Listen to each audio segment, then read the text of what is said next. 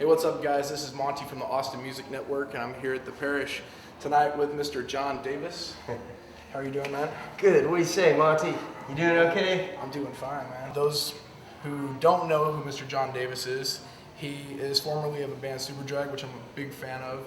Oh, good. Yeah. I always like to hear that. And he just released his first solo effort at the beginning of this month, and it's awesome. I've been completely blown away by it. Well, thanks, man. I noticed your songwriting has kind of shifted a bit. What was really the inspiration behind your lyrical change? For lack of a better term, I just had a radical conversion.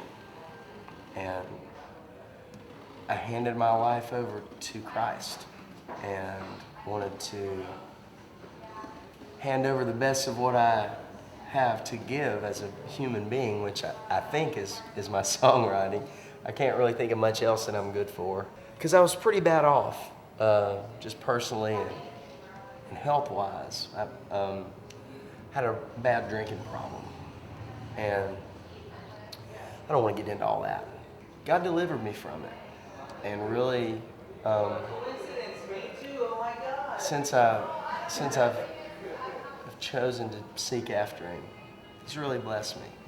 My wife and I both, we have a new baby at home. And, Congratulations, by the way. Thanks, man.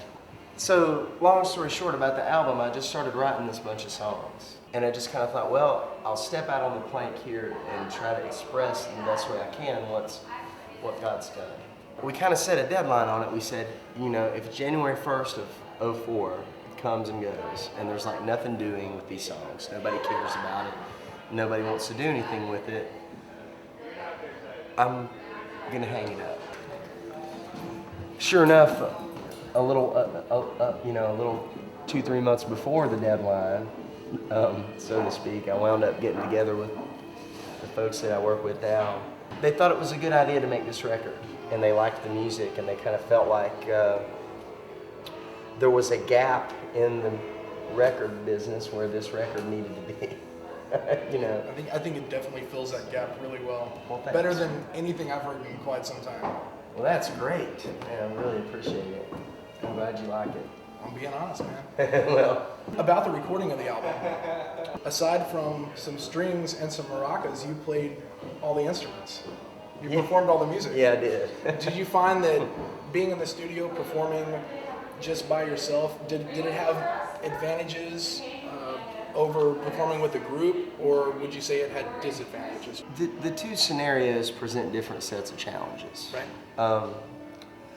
I think when you do things this way, the challenge is to make it not sound like the same dude playing everything. And sometimes you have to visualize to a certain extent, or like use a different part of your mind. You might think to yourself, well, I'd like to sound as much like Ringo as possible right now. Now I'm going to be ducked done from the MGs, you know, or whatever.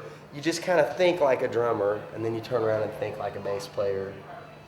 And it is a lot different than working with a group because, you know, it's, I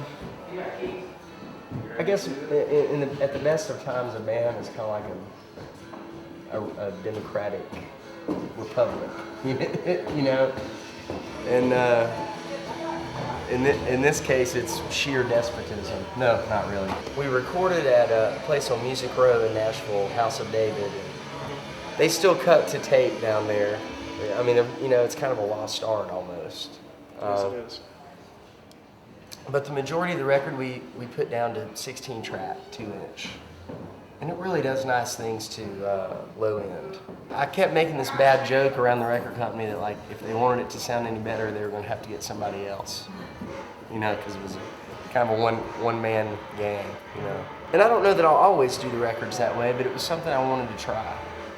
Deep down, I kind of always wanted to try it. How long is this tour going to be? Well, man, I imagine it's something that will be involved with, like, off and on for most of the year. But like I say, we do have a baby boy at home, and I'm trying to, if I can be out on the road working 10 days at a stretch or less, that's the ideal situation. So, Right. man, you know, I just don't want to. I don't want to miss a second of him growing up. Well, John, thanks a lot for stopping by and doing this interview with us. I know you're a busy guy, and I can't wait for the show tonight. Thank Well, you. man, I appreciate your time, Oh, and man. I'm really glad you liked the record. I just wanted to make something that made people feel good. Hi, this is John Davis. You're watching the Awesome Music Network. Let's check out some videos.